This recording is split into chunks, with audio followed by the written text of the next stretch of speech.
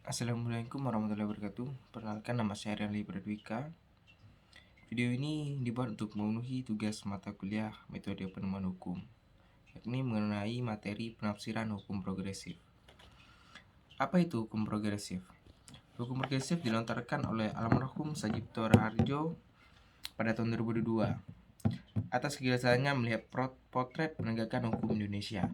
Dalam perkembangan hukum selanjutnya, muncullah paradigma sebagian masyarakat yang melek hukum yang menginginkan adanya perubahan pola pikir para akademisi hukum, terutama pola pikir penegak hukum agar dalam menegakkan hukum jangan hanya selalu mengacu kepada bunyi dan teks saja, tetapi diharapkan adanya terobosan cara berpikir yang lain, karena hukum bekerja berdasarkan panduan sebuah peta yang disodorkan kepadanya. Peta tersebut menentukan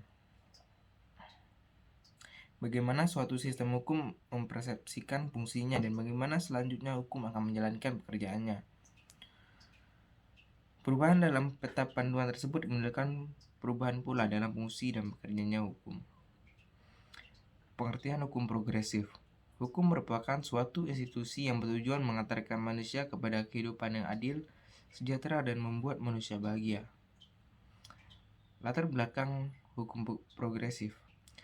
Yang pertama, keresahan terhadap proses penegakan hukum yang cenderung carut-marut. Reformasi hukum gagal disebabkan paradigma yang berdasarnya tidak berubah, yakni paradigma positivisme. Cara berhukum yang memahami hukum sebagai skema yang final dan otonom. Pendidikan hukum yang serba mengajarkan hukum dengan rasionalitas tekstual. Apa itu positivisme hukum? Positivisme hukum adalah suatu penyempitan atau reduksi pengetahuan. Reduksi ini sudah terkandung dalam istilah positif yang berdasarkan fakta objektif.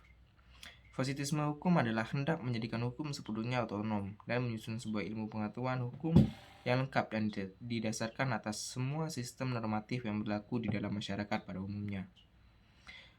Karakteristik positivisme hukum.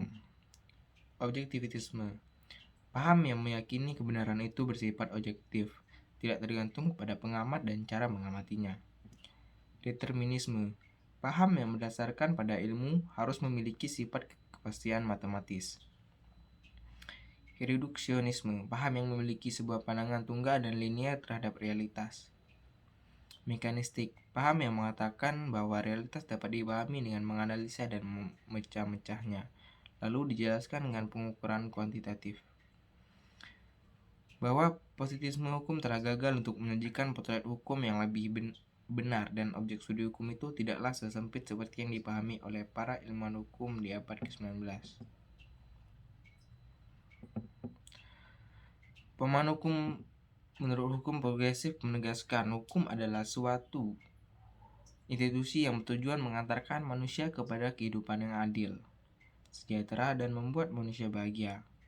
Berangkat dari definisi tersebut, terdapat dua pokok penanganan hukum progresif, yaitu hukum merupakan institusi atau alat dan hukum memiliki tujuan agar adil, sejahtera, dan bahagia. Posisi manusia dalam definisi tersebut lebih menjadi tuan yang dilayani oleh hukum agar dapat menikmati keadilan, kesejahteraan, dan kebahagiaan.